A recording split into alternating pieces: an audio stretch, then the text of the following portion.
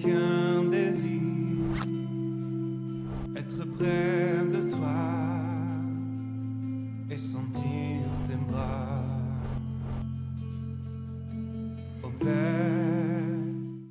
Que l'univers que tu as créé ne peut même pas te contenir, tellement que tu es grand. Nous savons que tu es tellement puissant qu'il n'y a rien qui puisse s'approcher même de toi. Nous savons que tu es incommensurable. Oui, Seigneur. Tu es le grand roi. Tu es éternel. Oui.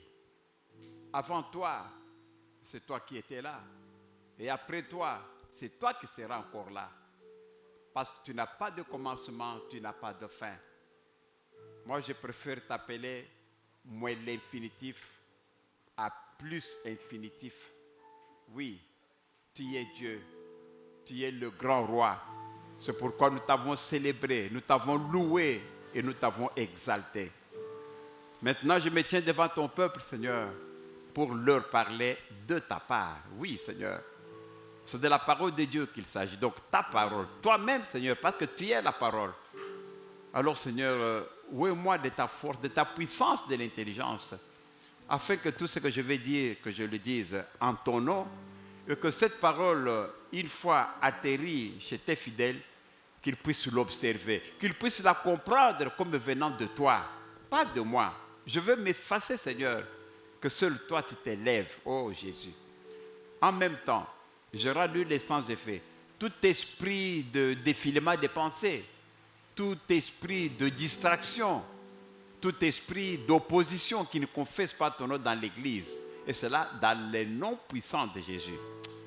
Seigneur, descends de ton trône, descends, dirige, coordonne, que tout ce qui va se faire se fasse exclusivement en ton nom. Oh Yahweh, tu es bon, Seigneur. Tu es bon parce que tu es celui qui écoute les paroles de tes serviteurs. Tu es même celui qui a dit que tu accompagnes les paroles de tes serviteurs.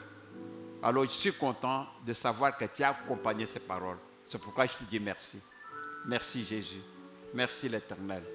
C'est dans le nom puissant de Jésus que ainsi j'ai prié. Amen. Ok, maintenant. Amen. Ok, nous allons parler aujourd'hui sur un sujet. Le titre d'aujourd'hui, n'ayez pas peur. Ne crains rien.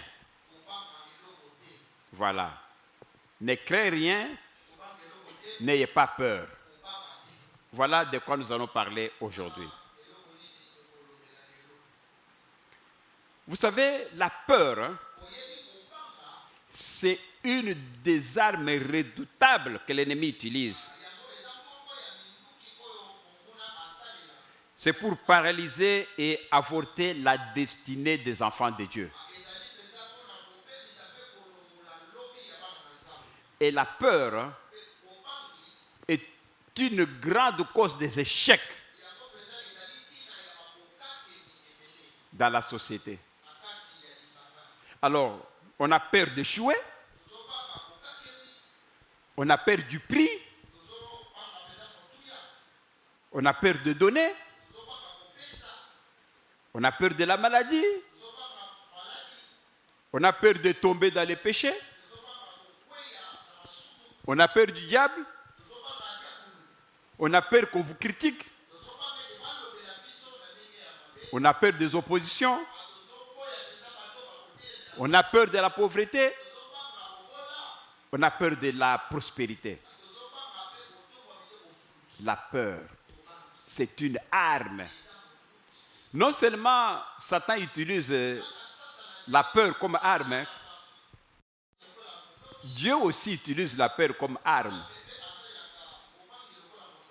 Nous allons voir ça avec vous tout à l'heure. Je crois que le temps va nous le permettre. On a peur d'échouer. Comment est-ce qu'on peut avoir peur d'échouer? Vous avez terminé vos humanités, vous avez 80%. On te dit, ah, en tout cas, tu as eu beaucoup de points. Hein? En tout cas, entre dans Polytechnique, hein, tu seras ingénieur. C'est dur, Polyclinique. Non, non, non, non, non, non, non. Moi, je vais faire peut-être les littéraires. Là, je suis sûr que je vais réussir. Je vais peut-être faire le journalisme. Polytechnique, avec les calculs qu'il y a là-bas. Non, non, non, non, non. En tout cas, papa, inscris-moi, je vais faire le journalisme. De quoi il a peur, hein? Peur d'échouer. Mais il a eu peur avant même d'entrer. Or, en finissant en étant ingénieur, il allait bien gagner sa vie qu'être journaliste. Mais Satan lui met la peur. Attention. Polyclinique. Non, non, au cocaté. Bon, alors faire encore la chimie. Surtout pas ça, chimie. Chimie. Avec les H2O, ça suffit l'eau, avec la voisine. Non, non, non, non, non, non, non, non. La peur. On a peur de quelque chose qu'on n'a pas encore vu. C'est ça la peur. La peur de maladie. Non, si je fais ça, je vais tomber malade. Qui t'a dit que tu tomberas malade? On te dit que va travailler là-bas, c'est le bon travail. C'est dur. Transporter ces histoires-là, non, je vais tomber malade. Il n'a pas encore travaillé, mais il a peur. Et quand il a peur, il n'a pas travaillé, il va manquer de revenus. Amen. On a peur de tomber dans le péché. Alors la peur, c'est une arme que Satan utilise. Ne vous laissez pas tomber par Satan. Alors, il y a deux formes de peur. Il y a le peur de rejet et le peur de l'échec. La peur de rejet vous conduit à ne pas essayer. C'est ce que je viens de dire là. Ça veut que vous puissiez vous conformer à la pensée populaire. À ne pas vous démarquer. Vous dites que mais tout le monde fait ceci. Pourquoi moi je vais faire ça? Alors, tu as peur de te démarquer. Tu vas alors suivre la pensée populaire. Donc, elle vous pousse donc à devenir les photocopies de tous les autres.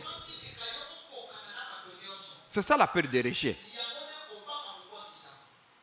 Vous êtes dans votre quartier. Quand vous demandez à tous ceux qui ont terminé les diplômes d'État, tous se sont inscrits en droit. Toi, au lieu de t'inscrire en médecine, tu dis, mais tout le monde est en droit. Pourquoi moi je devais aller en médecine? Donc s'ils ont fait ça, c'est que la médecine est dure. Donc, vous vous confiez à la pensée populaire. Vous refusez de vous démarquer. La peur. Vous préférez être une photocopie que de vous démarquer. Cela provient de ce que vous voyez et vous avez même reçu. Surtout, ça vient des parents. Vous savez, quand un enfant grandit, quand un enfant fait quelque chose et touche par exemple le verre, non, ne touche pas.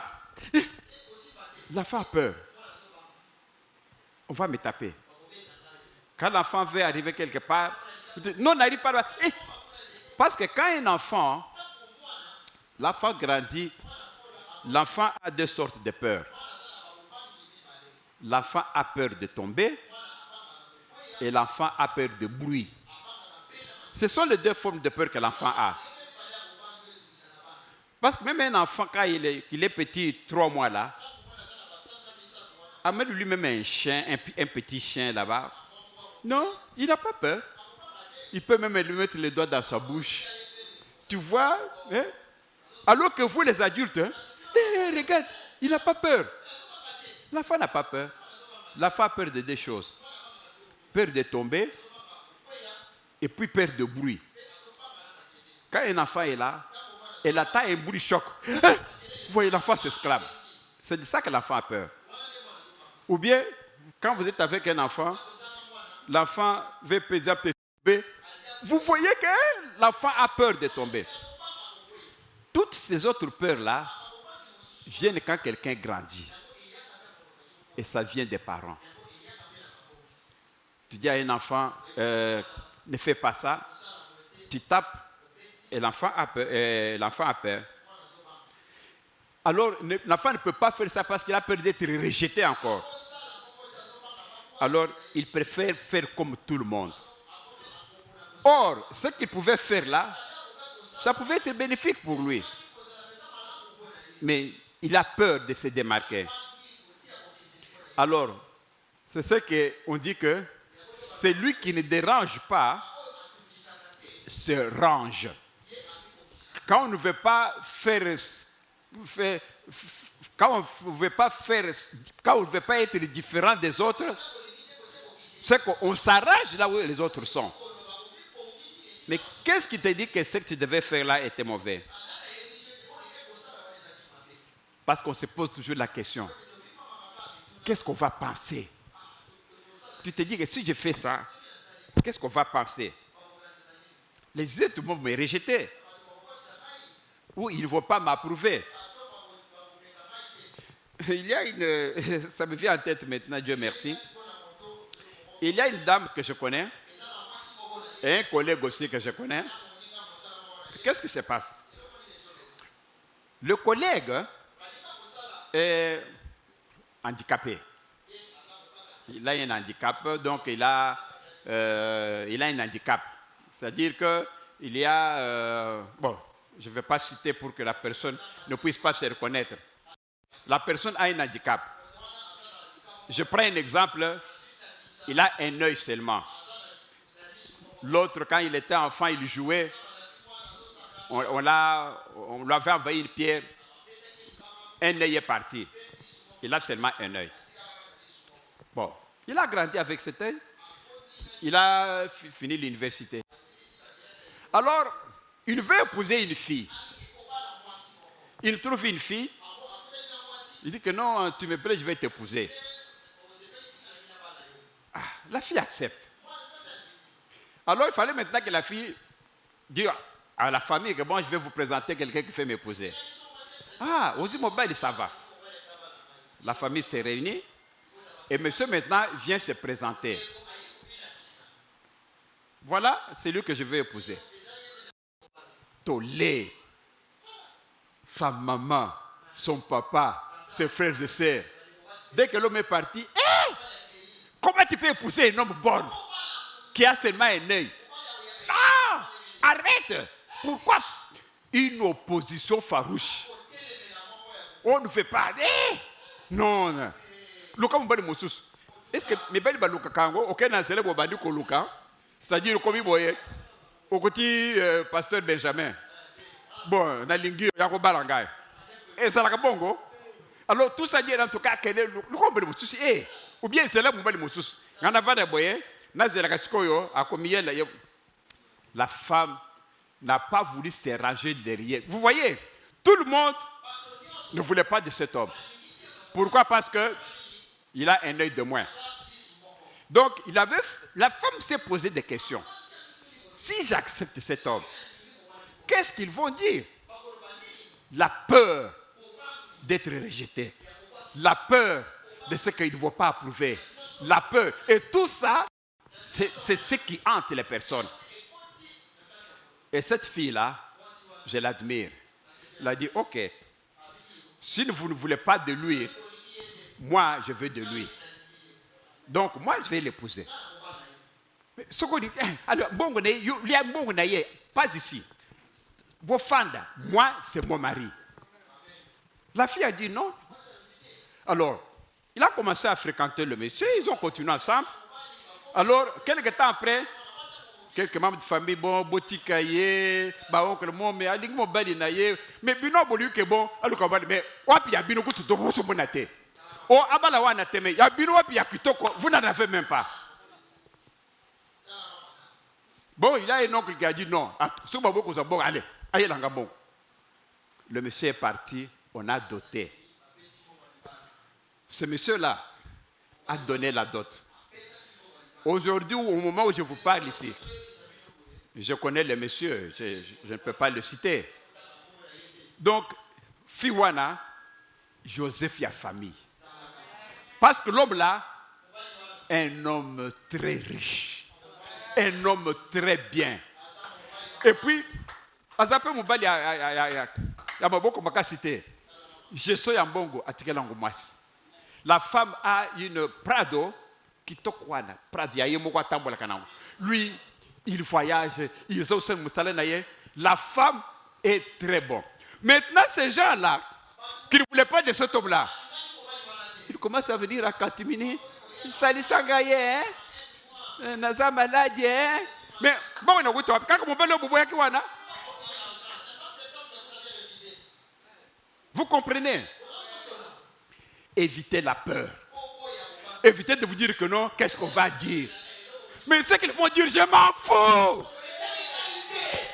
Je m'en fous. Et c'est ça la peur. Qu'est-ce qu'on va dire? Qu'est-ce qu'on va faire? Je vais être comme tous les autres. Comme ils ont dit non, je vais m'arranger de leur côté. Non. Chacun a son étoile. Aujourd'hui, où je vous parle, cette femme-là, Joseph a famille.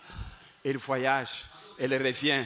Maintenant, les enfants, oh, là qu'il y a des poteaux, ils sortent l'argent, ils aident, ils parlent en Europe. Et c'est ça, la peur. Attention, la peur de l'échec. La peur de l'échec veut que les gens ne veulent pas prendre des risques.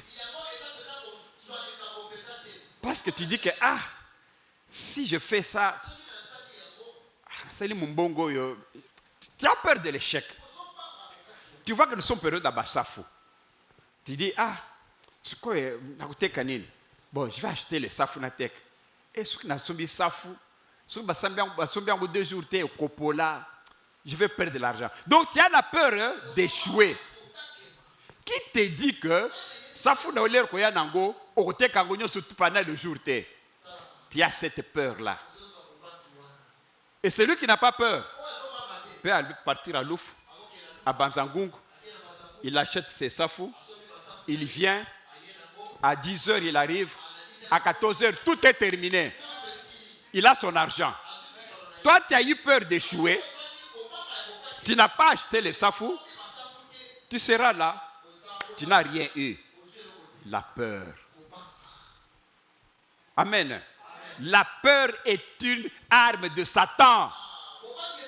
Vous devez le savoir. Parce que la question est, si ça ne marche pas.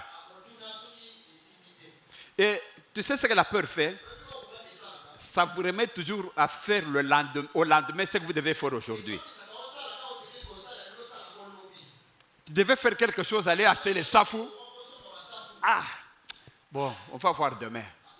L'autre est parti acheter, il est revenu, il a vendu, tu as vu comment il a fait l'argent. Mais toi aussi pars, même la semaine prochaine. C'est ça la peur. Ça vous pousse à remettre au lendemain ce que vous devez faire aujourd'hui. Et ça vous permet maintenant de rester seulement dans votre habitude. C'est ça la peur. Vous avez toujours des excuses pour justifier la peur. Alors, quand quelqu'un a trop peur, Dieu se fâche. Vous savez pourquoi Dieu se fâche?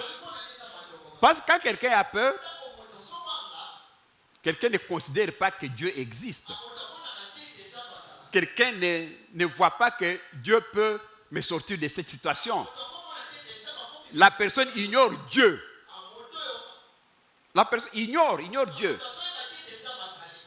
Et lorsque Dieu te donne une opportunité et que toi tu ignores, Dieu se fâche. Prenons un exemple, nous en famille. Vous avez un enfant là de 12 ans, même de 15 ans. Alors, il y a un enfant de chien, un chien de 3 mois. Qu'on a même, qu'il est même, on dit ça sous liasse, hein? On a l'acheté à un arbre là-bas. Un petit chien de 3 mois. Alors, toi, un garçon de 15 ans, tu l'envoies, amène-moi la marmite là-bas. Pour arriver là où il y a la marmite, il devait passer là où se trouve le chien. Un enfant de 15 ans. Il dit, hey, maman, il y a un chien là-bas. Même le papa dit, quoi? Le petit chien là, de 3 mois, qui est comme ça, on a même l'attaché. Allez, vite, amène-moi la marmite. L'enfant parle pour amener la marmite. Dès que le chien essaie de bouger, chien. Qu'est-ce que vous allez faire? Vous allez taper cet enfant. Mais comment un grand garçon comme ça, tu as peur d'un petit chien? Ça va te fâcher, n'est-ce pas? Tu peux même me taper. Allez, va vite. C'est ce que Dieu aussi fait. Quand Dieu sait que tu es ton enfant, quand toi tu connais que Dieu est mon Père, tu dis que c'est mon Père. Et tu l'appelles Dieu Tout-Puissant. Tu l'appelles Elohim. Mais malgré tout cela, tu as peur d'un cancre là. Alors que Dieu est là. Dieu se fâche. Vous savez ce que Dieu dit? Papa, passez-nous le verset... commençons par Lévitique 26. Lévitique 26, 36, 37. Lévitique 26, 36, 37. Voilà. Alors la parole de Dieu dit ceci. Je rendrai pusillanime le cœur de ceux d'entre vous qui survivront dans le pays de leurs ennemis. Écoute bien. Le bruit d'une feuille, c'est ça une feuille, non? Le bruit d'une feuille. Quand la feuille est comme ça. Dieu dit quoi? Le bruit d'une feuille agitée. Quand on agite comme ça, le bruit d'une feuille agitée les poursuivra. Tu vois, le bruit d'une feuille comme ça, ça vous poursuit. Ils fuiront. Ils fuient quoi? Le bruit d'une feuille. Ils fuiront comme on fuit devant l'épée. Donc, Dieu fait le bruit comme ça d'une feuille. Hein. Toi, tu attends le bruit. Hey! Tu fuis comme si on t'abonnait. Quelqu'un venait avec une épée. Et ils tomberont même sans qu'on les poursuive. Vous comprenez? Ça, c'est Dieu.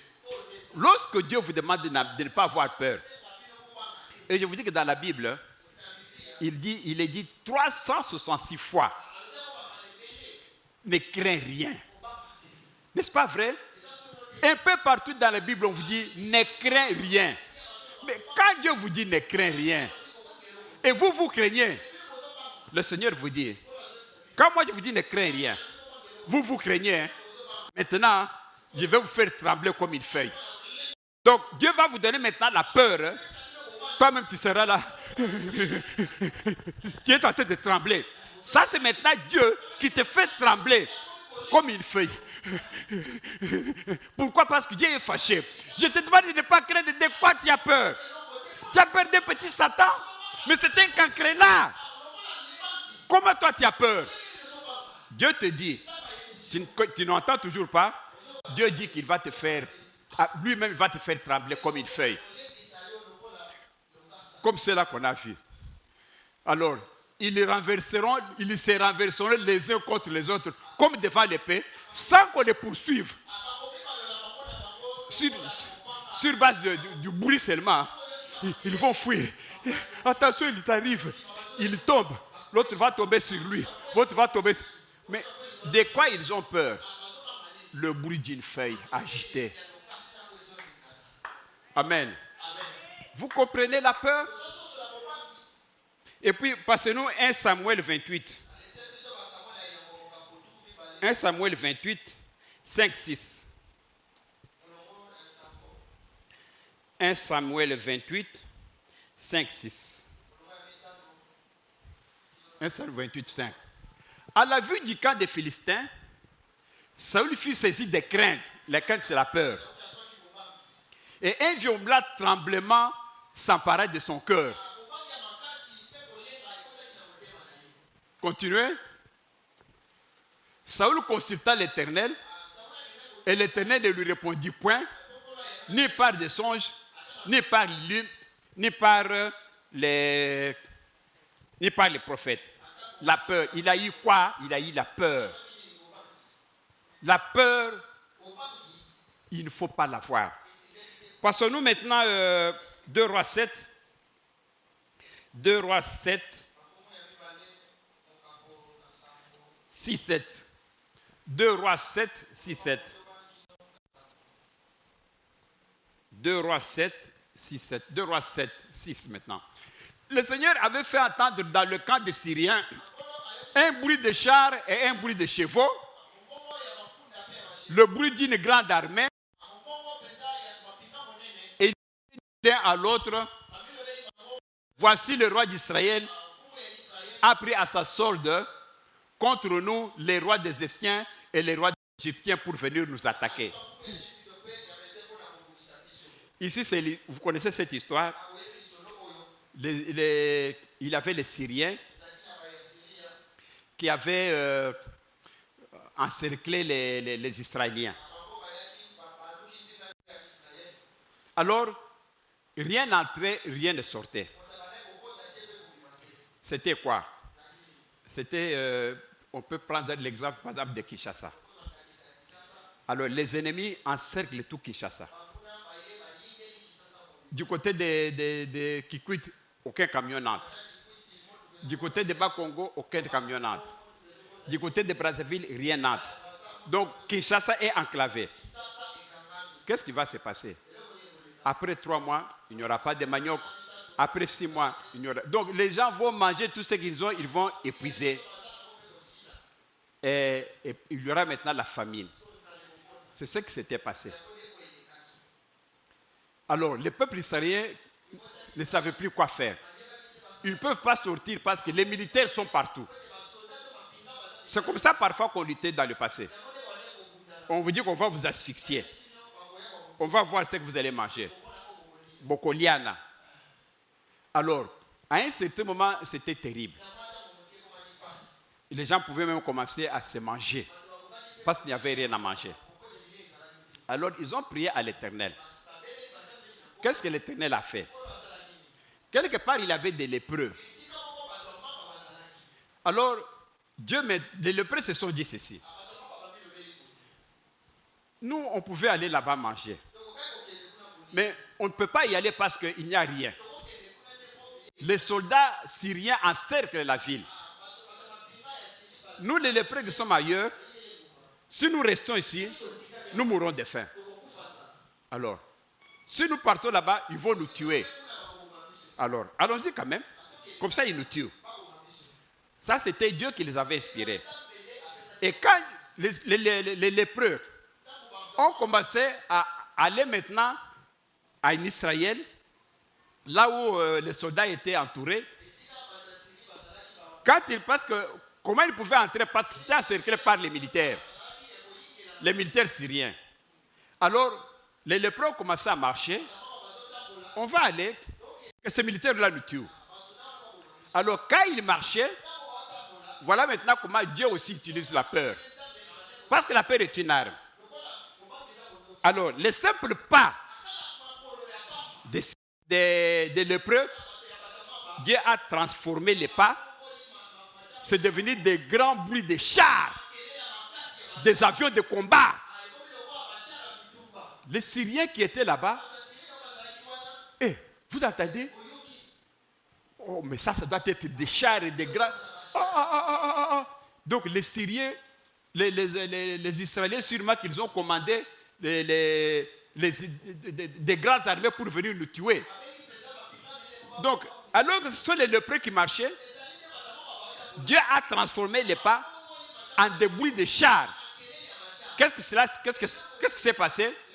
Les militaires là maintenant, qui encerclaient Israël ont fui d'eux-mêmes à cause des bruits.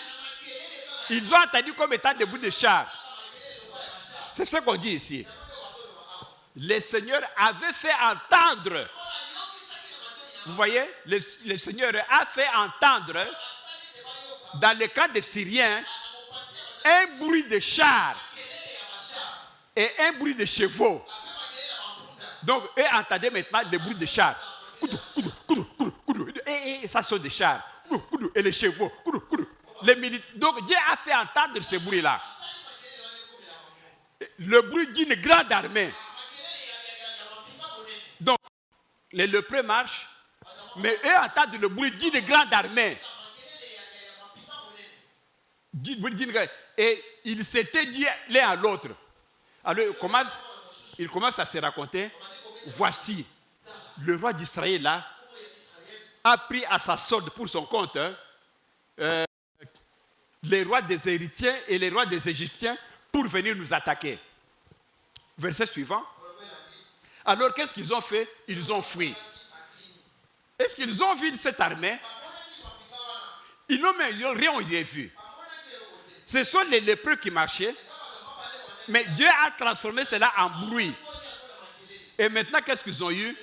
Ils ont eu peur. Rien que la peur. Qu'est-ce qui les a fait fuir? La peur, n'est-ce pas? Parce que si c'était dit que non, on n'a pas peur. On attend ici que ce char arrive. Rien n'allait arriver.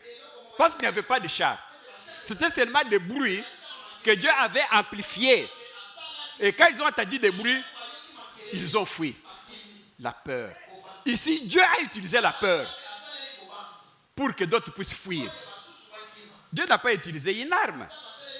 Qu'est-ce que Dieu a utilisé ici? La peur. Donc la peur est une arme. Dieu l'a utilisée ici. Et la peur est une arme. Satan aussi l'utilise. Amen. Vous comprenez la peur? Un enfant de Dieu ne peut pas avoir peur.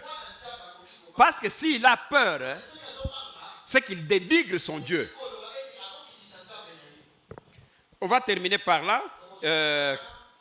On peut voir aussi Nombre 13, 31.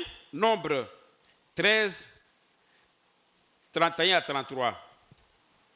Nombre 13, 31 à 33.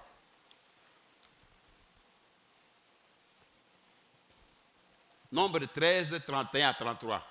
Ici, la parole de Dieu dit ceci.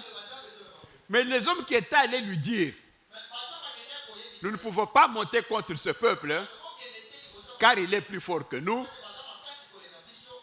Continuez. Et ils décrièrent devant les enfants d'Israël le pays qu'ils avaient exploré. Ils dirent, le pays que nous avons parcouru pour l'explorer est un pays qui dévore les habitants. Tous ceux que nous avons vus sont des hommes d'une haute taille. Continue. Et nous y avons vu les géants, les enfants d'Anak, de la race des géants. Nous étions à nos yeux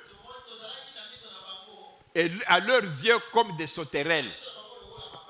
Vous connaissez cette histoire. Lorsqu'on partait maintenant pour explorer Cana, on a envoyé 12 enfants d'Israël. Allez un peu voir Cana là. Ils sont partis, parmi lesquels il y avait Josué, il y avait aussi, c'est qui? Caleb. Alors ils sont partis pour espionner. Alors de loin, quand ils sont arrivés, ils sont montés sur la montagne, ils ont regardé, ils ont vu que Cana, il y avait des gens géants, des gens de 3 mètres, des gens gros. Alors, en dehors de Josué et de Caleb, les 10 autres ont eu peur. C'est ça que Dieu nous a donné comme Cana. Mais comment on va prendre ça? Les gens de 3 mètres, les gens gros comme ça, nous sommes maintenant comme des sauterelles. Rentrons. On ne peut pas entrer là-bas. Et quand ils sont maintenant rentrés, ils ont dit fait rapport. Non. Dieu nous a trompés. Dieu veut nous tuer. Le pays là, Cana là, ce sont déjà des 3 mètres, 6 mètres. Nous sommes des petits devant eux. Non, on ne peut pas y aller. Dieu était menteur. Comment Dieu peut nous envoyer là-bas? Qu'est-ce qu'ils ont eu? La peur. Ils n'étaient même pas partis. Ils ont vu seulement. Et puis ils ont eu la peur. Lorsqu'ils ont eu cette peur, seuls Josué et Caleb ont dit, oui, ils sont grands, ils sont géants. On a vu des 3 mètres. C'est vrai. Nous sommes petits par rapport à eux. Mais nous, dans nous, nous avons Dieu. Dieu est plus grand qu'eux. Donc, n'ayons pas peur. Amen.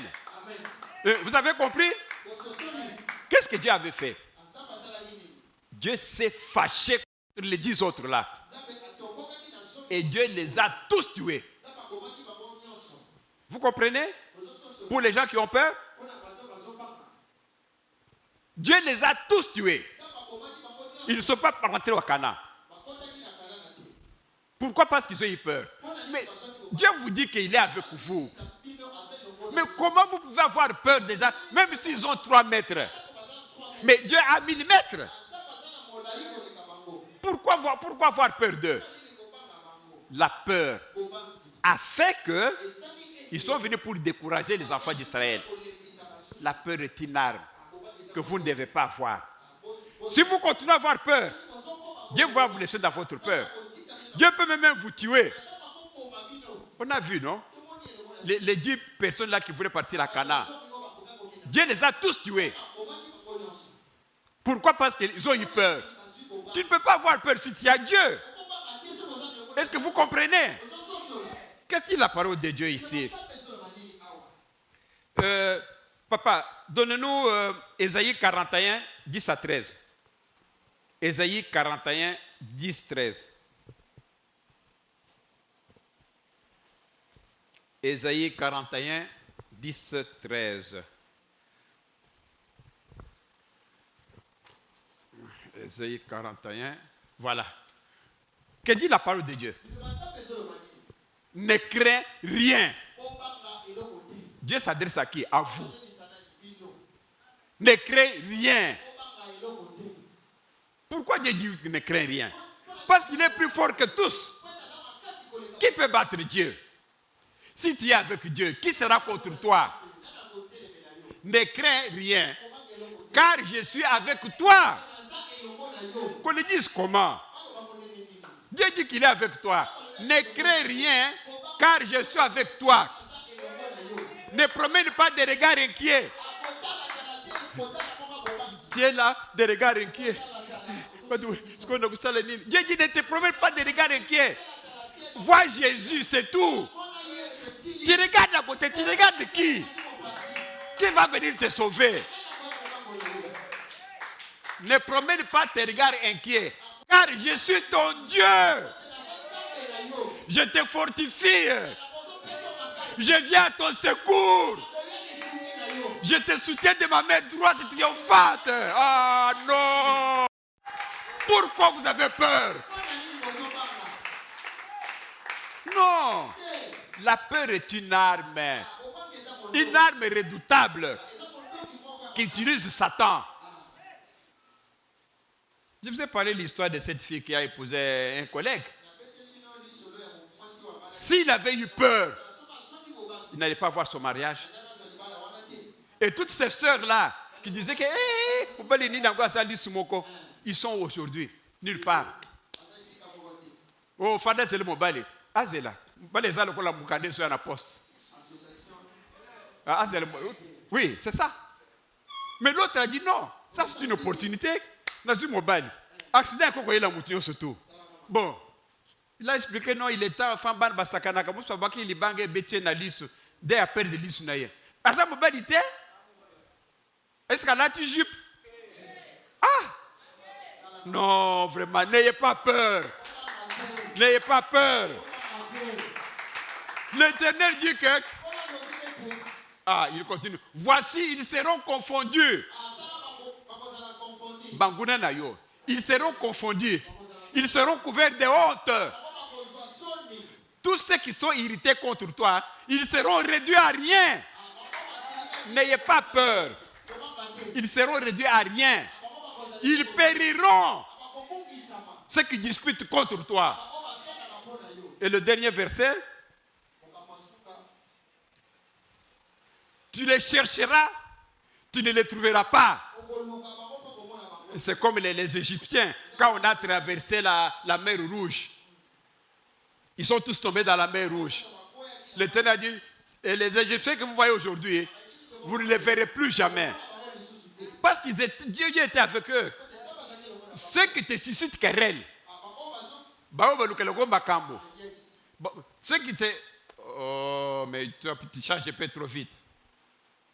Ceux qui te suscitent querelle, ils seront réduits à rien. Réduits au néant. Ceux qui te faisaient la guerre. Pourquoi? Parce que tu es avec Dieu. Maintenant, le dernier verset. Car je suis l'Éternel, ton Dieu, qui te fortifie, qui fortifie ta droite, qui te dit, ne crains rien. Je viens à ton secours. Mais ça va combien de fois? Ah, mes chers amis, mes chers frères, tu es avec Dieu. Je vais vous raconter une histoire. Pas quelqu'un d'autre a vécu, moi-même votre pasteur. Non, Satan était rusé. Et qu'est-ce que j'ai vu? C'était dans un rêve. J'ai rêvé, je suis dans une voiture. Je suis en train de partir à un rendez-vous important. Je devais aller retirer une ordonnance présidentielle. On dit, bon, alors voilà, tu as été nommé, va chercher ton ordonnance. J'entre dans la voiture. En rêve, hein? Je suis en train de partir. Je courbe sur l'avenue bien macadamisée là. J'étais en vitesse. Et puis j'arrive quelque part. Qu'est-ce que je vois devant moi? Je vois un écrit là. Donc la route est barrée. Donc vraiment, sur toute l'avenue, on a écrit route barrée. Et peut-être travaux, quelque chose comme ça. Donc je vois devant moi, voilà, un pancarte comme celui-ci. J'arrive avec la voiture, c'est bien écrit route barrée. Ah, je m'arrête avec la voiture. Écoute-moi bien. Alors, de part et d'autre, il n'y a pas de chemin. Il n'y a pas d'autre alternative. Qu'est-ce que je devais faire? Rentrer. Parce que je vois que la route est barrée. Ah, Zamba Zamba Labo. Alors, lorsque j'étais là, alors que je pensais maintenant à retourner, alors Dieu me dit dans les rêves, il dit que non, Kapuku, allez-y. C'est une fausse pancarte. Oh. Alors, je viens avec la voiture. Je viens maintenant, j'arrive là où il y a les pancartes comme ça. Avec la voiture, hein, un tout petit peu là. Et quand j'ai enfoncé comme ça, j'ai vu que c'était une feuille et la route était libre. Et puis j'ai roulé avec la voiture. Vous voyez Satan? Même dans le rêve, Satan veut m'empêcher d'aller toucher ma bénédiction. Alors il a mis devant moi une fausse pancarte. Et quand vous voyez, c'est écrit sur la route est barrée. Et si tu n'as pas Dieu, mais tu vas rentrer, tu dis, mais qu'est-ce que je vais faire? Il n'y a pas de route. Mais c'était faux. Satan avait mis ça devant moi. Et quand j'ai foncé, la route était bonne. Et puis je suis parti. Amen. Une autre fois aussi, presque le même rêve. Je suis en train de rouler sur la route. J'arrive maintenant, je courbe et je vois sur la route les pierres, hein? Les grosses pierres. On a barré la route avec des grosses pierres là. Il n'y a même pas un endroit pour... Même un vélo ne peut même pas passer. Et vous regardez des grosses pierres. Je m'arrête.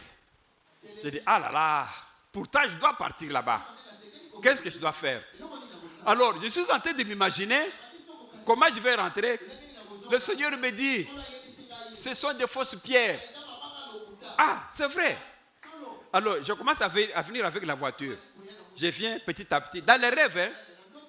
Et quand maintenant je viens, je touche la pierre là, avec mes mains, c'est juste des bivards. Vous voyez des bivards là? Mais ce sont des bivards. Mais bien dessinés, bien colorés. Quand tu vois, mais c'est la pierre. Il n'y a pas de doute. Et quand j'ai touché comme ça, les bivards sur la tête de la voiture, et quand j'ai traversé, il n'y avait rien. Ce n'est pas que la voiture a été bloquée par une pierre. Rien du tout. J'ai traversé ces bivards et je suis parti. Vous voyez Satan, c'était rusé comme tu n'as pas idée. Si tu n'as pas de discernement d'esprit, si Dieu n'est pas avec toi, tu vas rater ta bénédiction. Parce que Satan a érigé un faux barrage, de faux bivards, une fausse pancarte. Depuis ce moment-là, quand moi je suis en train même de rêver, ça c'est dans mon esprit. Si j'arrive quelque part, je suis même à un étage, je vais aller quelque part, je vois que, mais vous regardez, vous trouvez que non, ça c'est profond. Si je me jette là-bas, je vais me briser les jambes. Satan va mettre en toi cette image. Qu'est-ce que moi je fais? Je dis, Satan, tu mens. Je saute. Et en sautant, je vois que c'était juste 1 mètre. Alors qu'on te fait voir l'image que c'était une érosion de 50 mètres. Et dès que tu sautes, tu prends la décision de sauter, tout ce que Satan avait mis là-bas, ça disparaît. C'est ça, Satan. Il utilise la peur. La peur est une arme. Dieu s'est fâché contre les gens qui avaient peur. Dieu a tué tous ces gens-là qui sont venus dire que non, les Anaks sont très géants. Nous allons mourir. Nous sommes comme des sauterelles. Vous vous rappelez David? Il était tout petit. Vous vous rappelez Goliath? Il était tout grand. Qu'est-ce que David a dit? Je sais que tu viens contre moi avec des lances, avec ta taille, avec ceci. Oui, tu es grand. 3 mètres. Ce frère. Moi, je suis petit. Mais celui qui est dans moi est plus fort que toi. Celui qui est en moi a 100 mètres. Toi, tu as 3 mètres. Je vais te taper. Et je vais te couper la tête. Qu'est-ce qui s'est passé?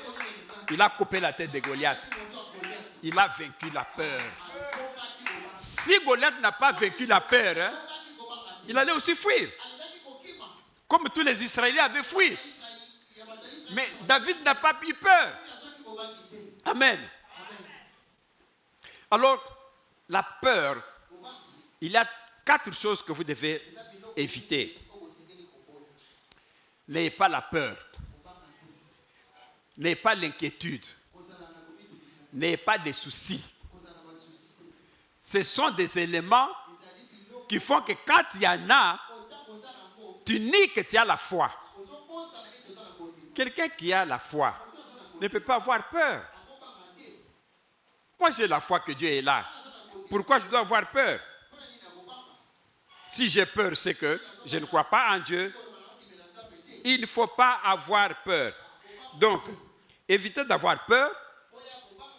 Évitez d'avoir des doutes. D'abord, la foi n'aime pas les doutes. La foi, c'est le contrôle des doutes. Si tu as des doutes, c'est que tu n'as pas de foi. La foi est une croyance ferme. Tu ne peux pas douter. Quand tu doutes, c'est que tu ne crois pas en Dieu. Croyez en Dieu. Je crois que je vais chuter par quelques 2 versets. Ça, sûrement qu'on va continuer prochainement. Passez-nous Josué 1, 9.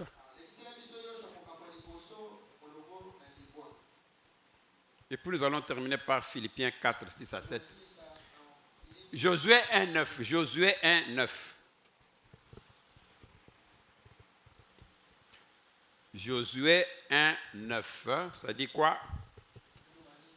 Josué 1, 9. Ne t'ai-je pas donné cet ordre?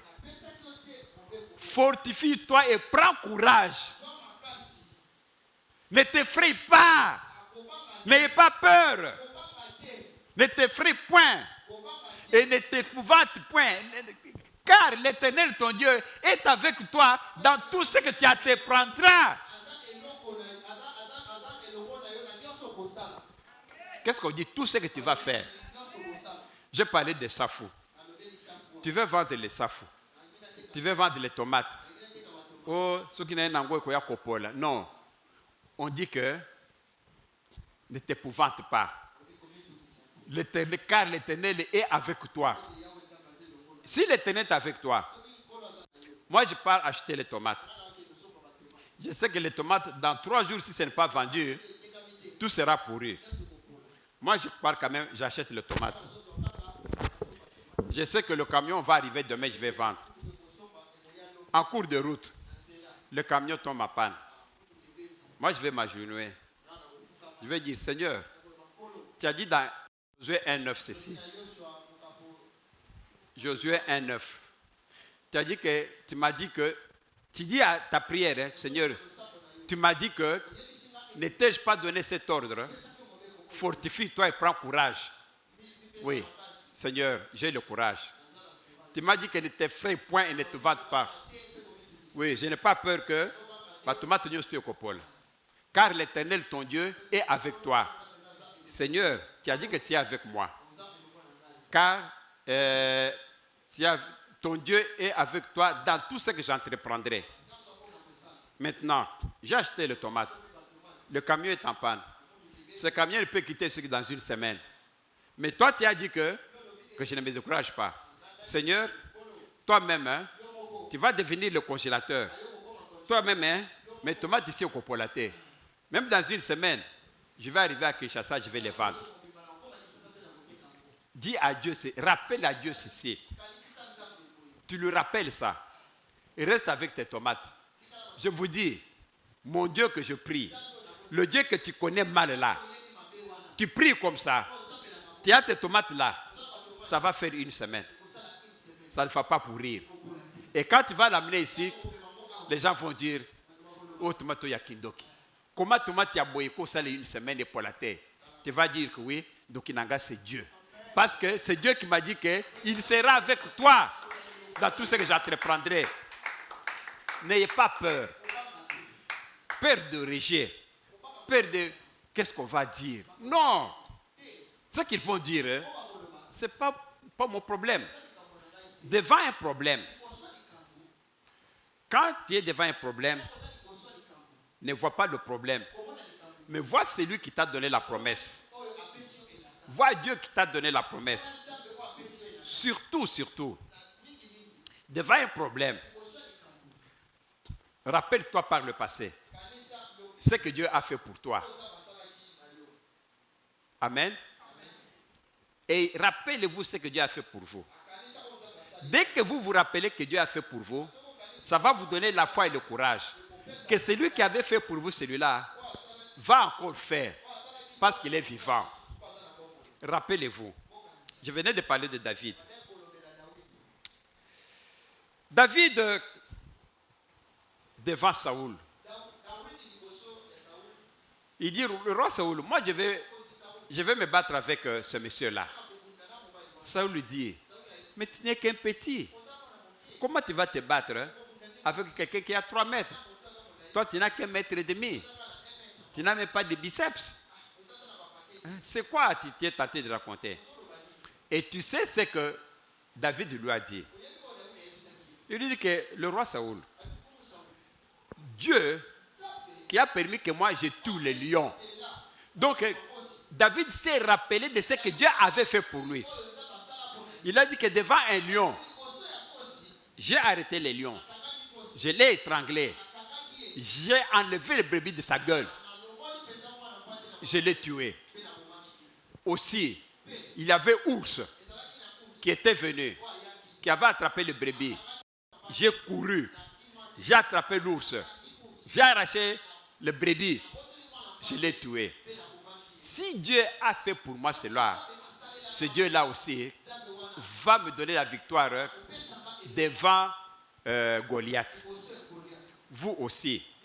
Si vous êtes aujourd'hui ce que vous êtes, vous avez 20 ans, vous avez 30 ans, vous avez 40 ans, vous êtes devant une difficulté. Devant cette difficulté-là, posez la question au passé. Et regarde ton passé. Rappelle-toi qu'un jour tu étais malade. Tu étais gravement malade. Ceux avec qui vous étiez malade sont morts. Toi, tu es vivant. Ce Dieu-là, il est encore là. Il va te donner la vie. Rappelle-toi qui était sur une moto. Deux derrière et le chauffeur. L'accident a été venu. Vous êtes entré dans une remorque. Le chauffeur et l'autre qui était derrière sont morts sur le champ. Toi, tu es sorti sans même une blessure. Rappelle-toi tout ça. Rappelle-toi de beaucoup de choses. Et tu vas te dire que le Seigneur qui m'a délivré ce moment-là, il n'est pas mort. Il est toujours là. Devant ce problème ici, il va encore me sauver. N'oubliez pas de rappeler à Dieu. Dieu a dit dans sa parole, revigore ma mémoire. Rappelez-vous d'Ézéchias. Dieu lui a dit que tu vas mourir. Dis au revoir à tes enfants. Ézéchias a tourné au mur. Seigneur, rappelle-toi, j'ai fait ceci, j'ai fait cela pour là, j'ai fait ceci. Qu'est-ce que Dieu a fait? Dieu ne l'a pas laissé. Ah, je me rappelle. Ok, tu vas encore vivre 15 ans. Dieu aime ça. Que tu lui rappelles ce que tu as fait. Que tu sortes ça comme étant tes bénédictions. Dieu va te faire grâce. C'est très important. On va se mettre debout pour prier. Le pasteur va aussi m'aider dans les intentions des prières. Ce que vous faites, c'est la peur. Et quand vous avez eu cette peur-là, vous avez raté d'opportunités. Cette dame-là, qui devait prendre, qui a épousé un homme borgne qui avait un œil, a refusé la peur.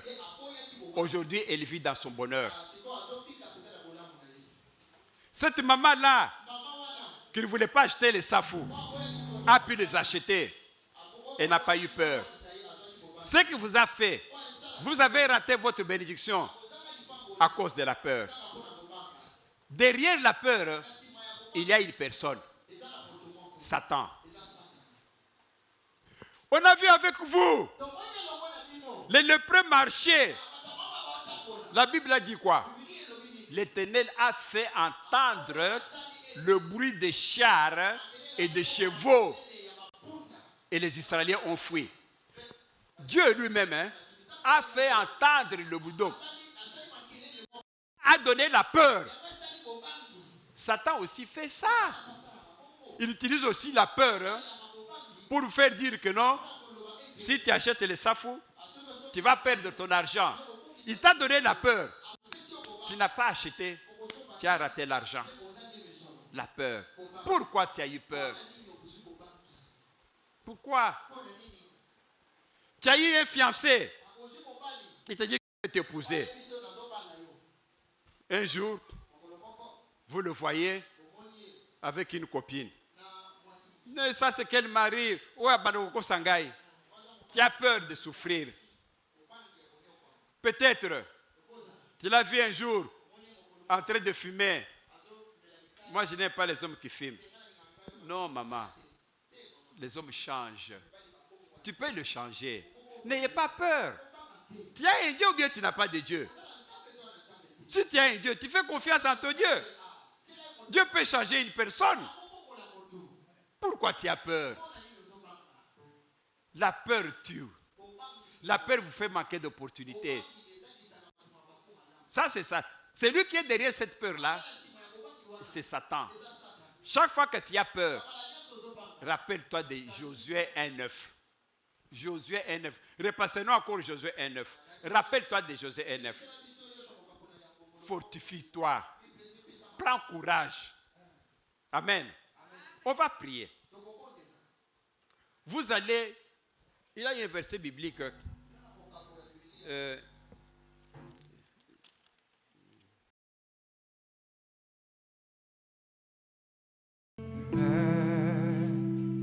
je n'ai qu'un désir, être près de toi et sentir tes bras.